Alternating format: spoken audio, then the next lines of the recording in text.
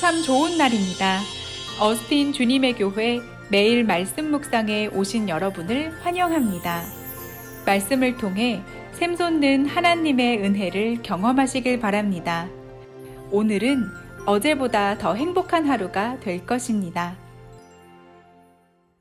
네, 매일 말씀 묵상 오늘 우리에게 하나님 주시는 말씀은 시편 40편 11절부터 13절까지 석절 말씀만 보도록 하겠습니다. 시편 40편 11절부터 13절 말씀입니다. 한 목소리로 읽겠습니다. 시작.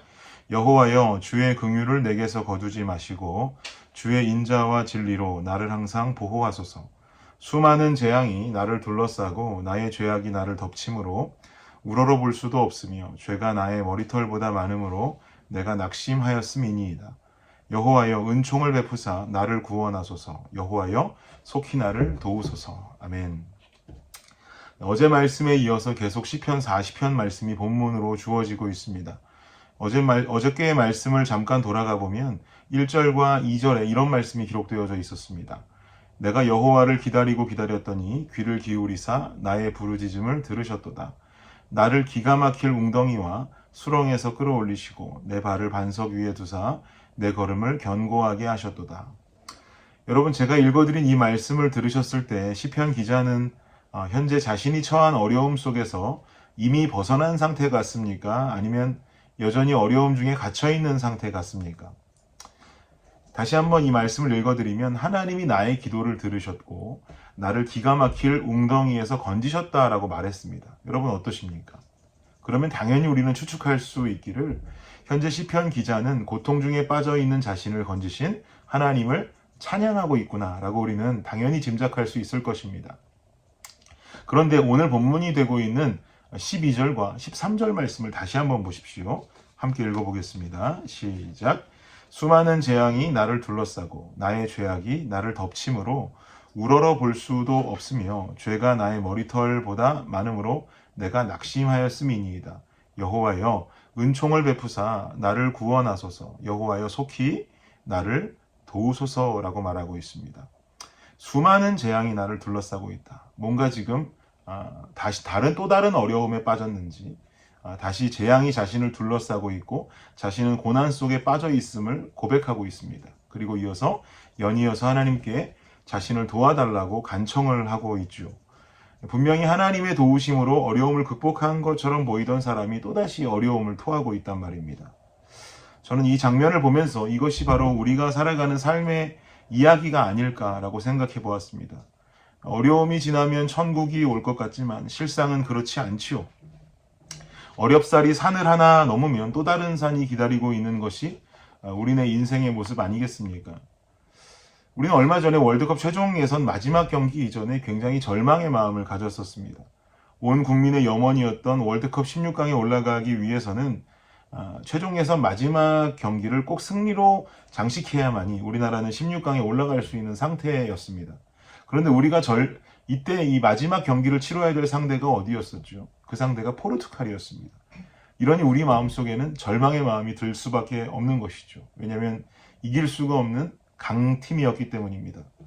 호날두라고 하는 거대한 스타도 있고요. 호날두를 제외하고도 포르투갈 팀 내에 뛰는 선수들의 기량이 굉장히 대단했기 때문에 우리 한국 국가대표 선수들에게는 이 포르투갈은 거대한 산처럼 보였을 것이 분명합니다. 그러나 우리나라의 태극전사들은 자랑스럽게 2대1이라고 하는 스코어로 멋진 역전승을 거두었습니다. 그런데 포르투갈의 산을 넘고 나니까 천국이 찾아왔나요? 웬걸요, 더 큰 산이 찾아왔습니다. 브라질. 포르투갈을 어떻게 넘었는데, 포르투갈을 어떻게 해서 이겼는데, 젖먹던 힘까지 동원해서 모든 체력이 고갈될 정도로 뛰어서 값진 승리를 거뒀는데 그 다음 만나는 팀이 브라질이라니까 이거 말이 됩니까? 결국 포르투갈전에 모든 체력을 총력을 다해서 쏟아부었던 우리나라 선수들은 모든 체력이 회복되지 않은 상태에서 세계 랭킹 1위의 브라질을 만났고 결국 안타깝게도 어제 4대1로 패하고 말았습니다. 보는 내내 좀 속상하더라고요. 제 주변에 어떤 분은 그런 얘기 하시더라고요. 이제 축구 막 시작해서 빨리 나가서 치킨 사가지고 와서 계속 봐야지 하고 치킨 사가지고 왔더니 2대0이더랍니다. 얼마나 속상하던지. 산을 넘으니까 또 다른 산이 우리를 기다리고 있습니다. 이것이 우리네 삶의 모습이란 말이죠. 혹시 열심히 내 인생의 산을 넘고 계십니까? 오늘도 계속해서 인생의 어려운 그 산을 힘겹게 넘고 계십니까? 그러면서 마음속에 생각하기를 이 산만 넘으면 고생 끝 행복 시작이겠지? 라는 생각을 혹시 하고 계십니까? 제가 그 생각에 죄송하지만 찬물을 끼얹는다면 그 생각 틀린 생각입니다. 이 산을 넘으면 행복도 잠시고 또 다른 산이 나타나게 되어 있죠. 그리고 우리를 분명히 괴롭힐 것입니다. 이럴 때 오늘 본문 11절의 말씀을 우리 함께 기억하길 원합니다. 11절 함께 읽겠습니다. 시작. 여호와여 주의 긍휼을 내게서 거두지 마시고 주의 인자와 진리로 나를 항상 보호하소서. 이 말씀은요, 히브리어 원문을 두 가지 방법으로 해석할 수 있습니다. 지금 제가 읽어드린 이 개역개정 성경에 나온 그대로도 해석할 수 있지만 또 다른 방법으로도 해석할 수 있단 말입니다. 여기에 등장한 히브리어 동사 형태를 두 가지로 이해할 수 있는데 지금 이 성경에 해석된 대로 말고 또 다른 방법대로 해석하자면 이렇습니다.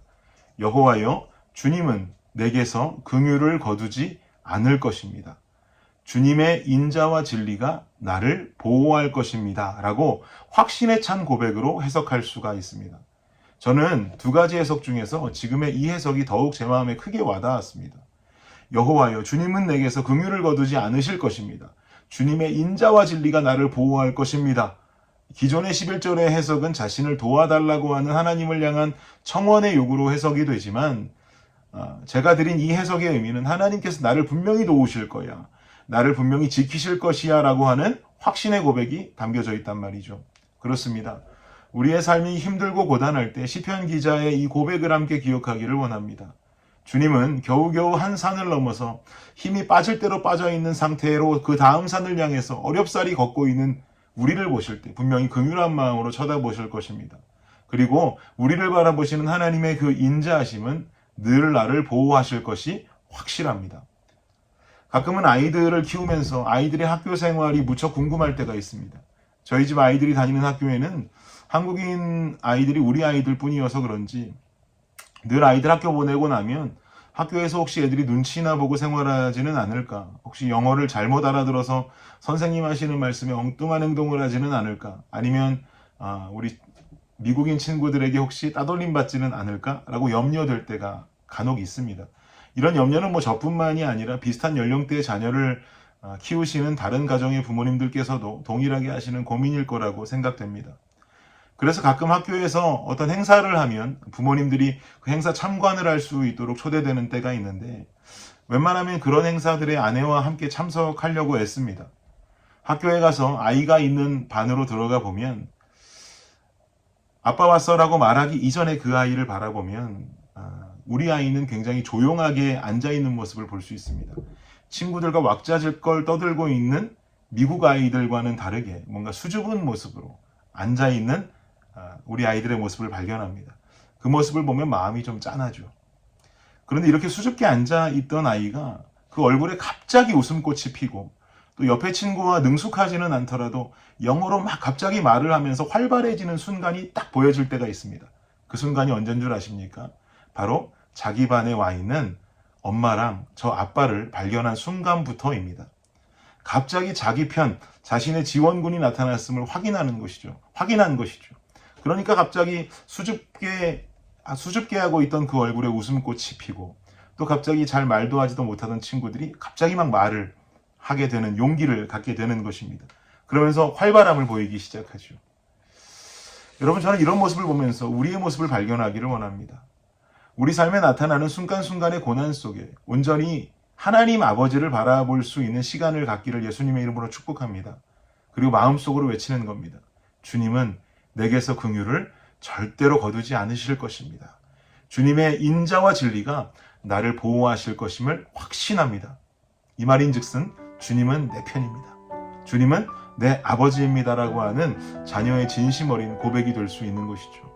늘 내 편이 되시는 하나님, 고난 중에도 인자하게 날 도우실 그 하나님을 바라본다면 우리 또한 낙심에서 벗어날 수 있습니다.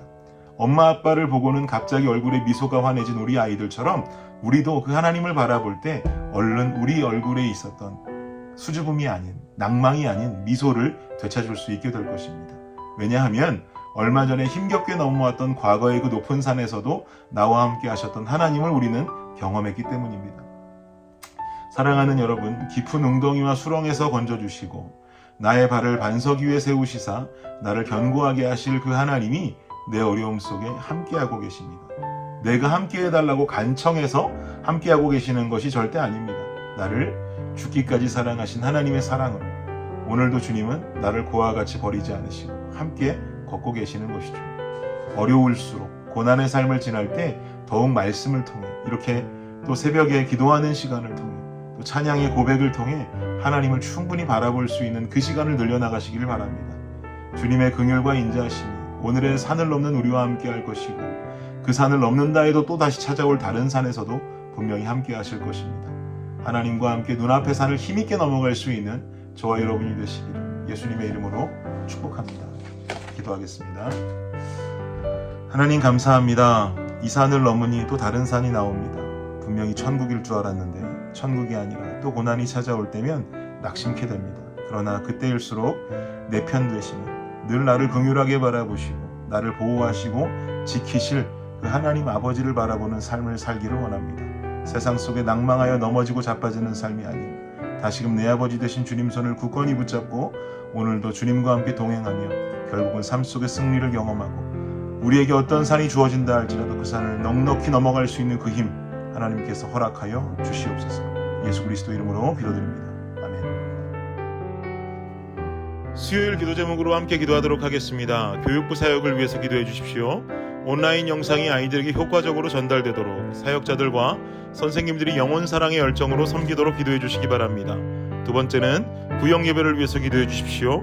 대면 비대면으로 드려지는 구역 예배가 안전하도록 구역장들이 예배를 성령 충만함으로 인도하도록 구역장들이 섬김을 통해 각 개인이 은혜와 복을 받도록 기도해 주시기 바랍니다. 마지막 선교사님들을 위해서 기도하실 때에 알래스카의 이홍래 목사님, 미국의 김재문 선교사님, 우즈베키스탄의 강세르게이 선교사님을 위해서 기도해 주시기 바랍니다. 기도하겠습니다.